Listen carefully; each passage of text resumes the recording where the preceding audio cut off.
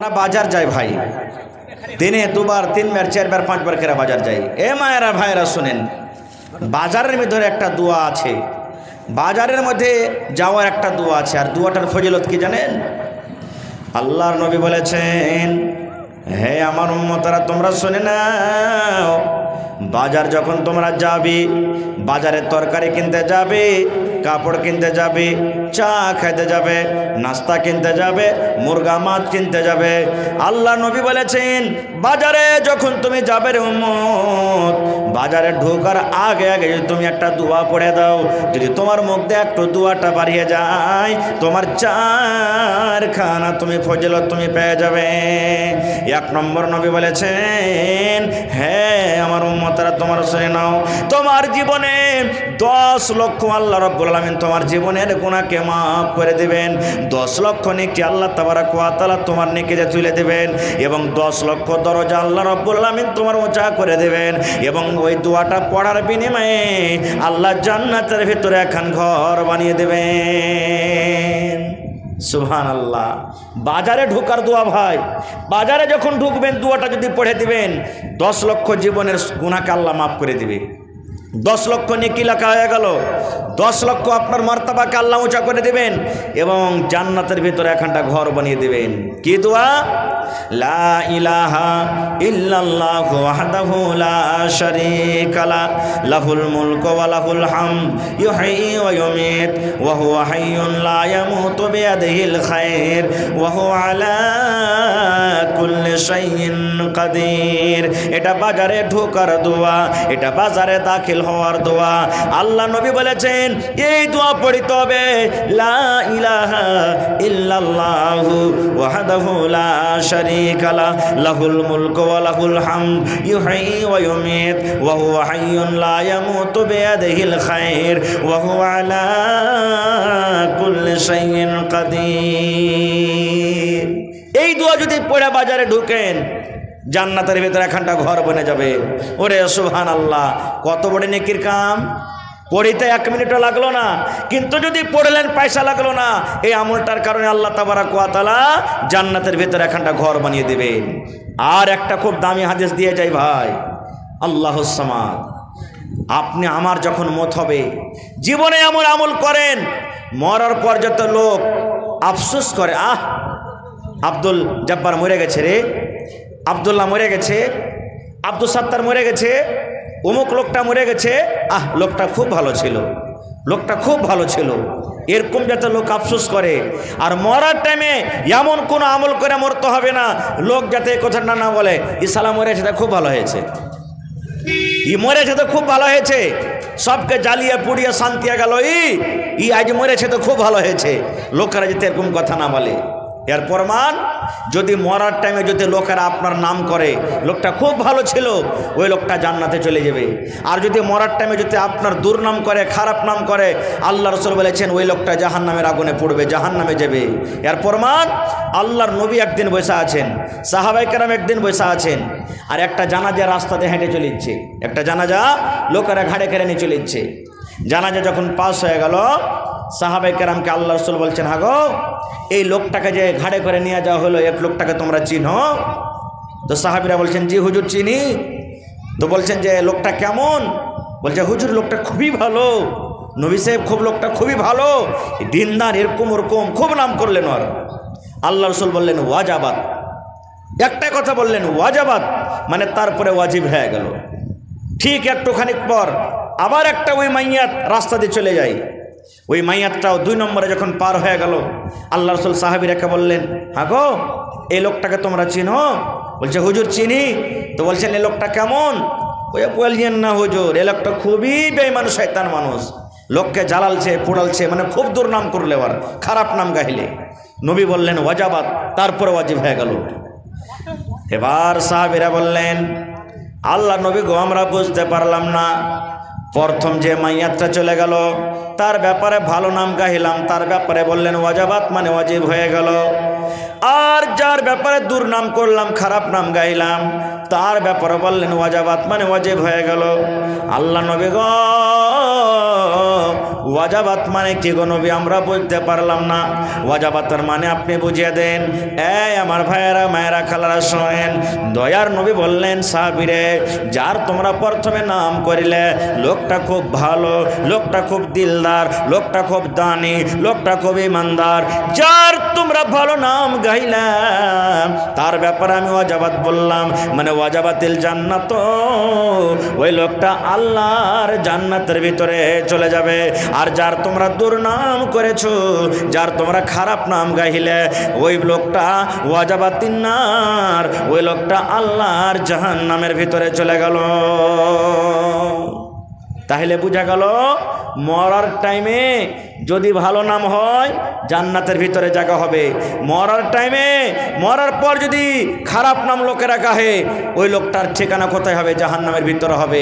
এই জন্য জীবনে এমন আমল করেন মরার পর যাতে লোক আফসোস করে, মরার পর লোক যেন আফসোস করে লোকটা মরে গেল, যেন দুর্নাম না করে। আর একটা আমল শোনেন, সুবহানাল্লাহ, পেশাব করার পর পানি নিতে হয়, কি হয় না ভাই? পেশাব করার পর পানি নিতে হয়। আমার ভাইয়েরা কিন্তু পানি নিবে না মেলাই ভাই, পেশাব করলে লল ঝুঁকে চলে এলো, বাস পানি নিলে না, খালি পায়খানার সময়তে পানি নিবে। আর একটা শরীয়তে কথা বলে দিই, পায়খানা করতে বসবেন তো পেশাবও হবে না? হবে না? হানা বলেন পেশাব হবে না? হবে না? দুনিয়ার কোনো মানুষ এমন আছে যে পায়খানা করতে বসবে পেশাব হবে না, ওর ঝাড়া ফিরাই হবে না? পেশাব করতে বসে বিনা ঝাড়া ফিরাতে পেশাব করা হয়ে যাবে, কিন্তু আল্লাহ এমন সিস্টেম বানালছে যে ঝাড়া ফিরতে বসার কেনা পেশাব করতেই হবে, এক ফোটাই আসো পেশাব করতেই হবে তাকে। কিন্তু হায়রে আফসোস, যখন পায়খানা করতে বসবো তখন পানি খরচ করবো, আর পেশাব করতে বসবো তখন মেলায় ভাই পানি লাইনে। আল্লাহর নবী একদিন একটা ঘোড়াতে চড়ে কিংবা গাধাতে চড়ে রাস্তাতে হেঁটে চলে যাচ্ছেন, গাধার ওপরে চড়ে ঘোড়ার ওপরে চড়ে হাঁটছেন, হাঁটতে হাঁটতে হাঁটতে হঠাৎ করে ঘোড়া বিঁধকে গেল, ঝেড়কে গেল, মনে হয় নবীজিকে ঘোড়া ফেলিয়ে দিবে, এরকম ঘোড়া ঝেড়কে গেল। নবীজি ঘোড়া থেকে নেমে গেলেন, নামে যাওয়ার পর দেখছেন ওখানে কয়েকটা কবর আছে, দু চারটে কবর ওখানে আছে।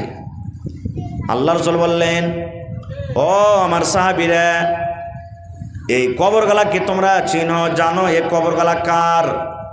নবী বললেন, কবরগুলা তোমরা কে চিনো, এই কবরগুলা হলো কার? সাহাবে কেরাম বললেন, ইয়া রাসূলুল্লাহ, হ্যাঁ নবীকে চিনি, এটা অমুক লোকের কবর, এটা অমুক লোকের কবর, কিংবা এগুলা মুসলমানের কবর, আমরা চিনি গো নবী, এই কবরগুলার ব্যাপারে আমরা জানি। আল্লাহর রাসূল বললেন, সাহাবীরে, এই রাস্তা দিয়ে হাঁটতে হাঁটতে হাঁটতে হাঁটতে হাঁটতে তোমরা আমাকে দেখলে আমার ঘোড়াটা এমন জোর করে ঝিড়কে গেছে, মনে হয় আমাকে ফেলে দিবে, আমি পড়ে যাব, আর পড়তে গেলে হয়তো আমার হাত পা ভেঙে যেত। তোমরা জানো কি এই ঘোড়াটা কেন ঝিড়কে গেল, এই ঘোড়াটা কেন আমার বিধকে গেল? সাহাবায়ে কেরাম বললেন, ইয়া রাসূলুল্লাহ, আমরা বলতে পারলাম না, আমরা জানি না কেন ঘোড়া ঝিড়কিল। আল্লাহ নবী বললেন, সাহাবীরে, এই ঘোড়াটা ঝিড়কার কারণ হলো এই কবরের মধ্যে আযাব হয়, এই কবরের মধ্যে শাস্তি হয়, এই কবর গলাতে আযাব হয়, আযাব হওয়ার কারণে আমার ঘোড়া ঝিড়কে গেল। কারণ যখন কবরে আযাব হয় মানুষ জিন জানতে পারে না, মানুষ জিন শুনতে পারে না, মানুষ জিনকে আল্লাহ শোনার ক্ষমতা দেয়নি, কিন্তু যারা পোকপাখালি জানোয়ার ওরা যখন কবরে আযাব হয় ওই পোকপাখালি জানোয়ার কিন্তু কবরের আযাবটা শুনতে পায়। সাহাবীরে, এই কবরের মধ্যে এত জোর করে আওয়াজ হয় আর হাউমা হাউমা করে কবরবাসীরা এত জোর করে চিৎকার করে, যদি আমি আল্লাহকে বলি, আল্লাহ এই আযাবটা তুমি, এই যত জোরে চিল্লাইছে হাউমা করে চিৎকার করছে, এই আওয়াজটা আমার সাহাবীরাকে শুনিয়ে দাও, আমি যদি আল্লাহকে বলি আল্লাহ রাব্বুল আলামিন হয়তো তোমাদেরকে আওয়াজটা শুনিয়ে দিবে, কিন্তু আমি শোনাবো না। শোনাবো না কেন? শোনাবো না, তোমরা যদি আযাবটা শুনে নাও, তোমরা যদি মানুষদের কাঁদছে কবরের ভিতরে পড়ে পড়ে এই আওয়াজটা তোমরা যদি শুনে নাও, তাহলে ডরের কারণে ভয়ের কারণে তোমরা মানুষকে দফন করবে না,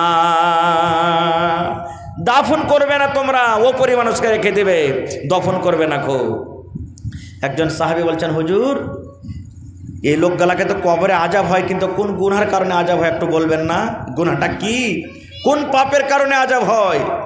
আল্লাহ রাসূল সাল্লাল্লাহু আলাইহি ওয়াসাল্লাম বলেন, সাহাবীরে, গুনাহটা হলো বড় রে বাবা, বাপটা হলো বড়, কিন্তু বাঁচাটা হলো খুব আসান।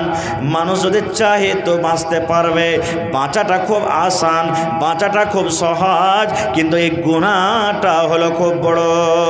আল্লাহ নবী বললেন, সাহাবীরে, এই লোকটাকে যে কবরের ভিতরে আযাব হয়, এই লোকটা যখন পেশাব করত, পেশাব করার পর পানি কিংবা ঢেল সে ইস্তেমাল করত না। নবী বললেন, তুমি যখন পেশাব করতে বসবে, পানি নিয়ে তুমি পেশাব করো। পানি যদি না পাও, এমন জায়গাতে তুমি চলে গেছো, পানি যদি তুমি না পাও, তাহলে তোমাকে ঢেল নিতে হবে, ইট নিতে হবে, শুকনা ইট নিতে হবে, ওতে তোমাকে পেশাব পায়খানা করতে হবে।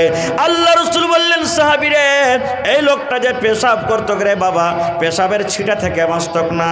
পেশাব করত, হয়তো 1 ফোঁটা 2 ফোঁটা কাপড়ে পড়ত, 1 ফোঁটা 2 ফোঁটা করে পায়ে লাগত, পেশাব করত, কিন্তু পেশাবের ছিটা থেকে বাঁচত না, না পাক হয়ে থাকত।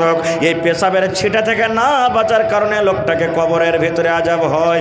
এবার বলেন মুসলমান, যদি কবরের আযাব হয় এর জন্য শুধু পেশাব করতে বসে, ছিটা থেকে না বাঁচার কারণে, ছিটা থেকে না বাঁচার কারণে যদি পেশাব হয়, ছিটা থেকে যদি না বাঁচার কারণে যদি কবরে আযাব হয়, তাহলে আমি আপনি পেশাব করার পর পানি নিই না, আমার লুঙ্গিতে ভরে গেল, আমার পায়জামাতে লেগে গেল, আমার ফুল প্যান্টে লেগে গেল, তাহলে বলেন আমার আপনার আঞ্জাম কবরের ভিতরে কি হইতে পারে?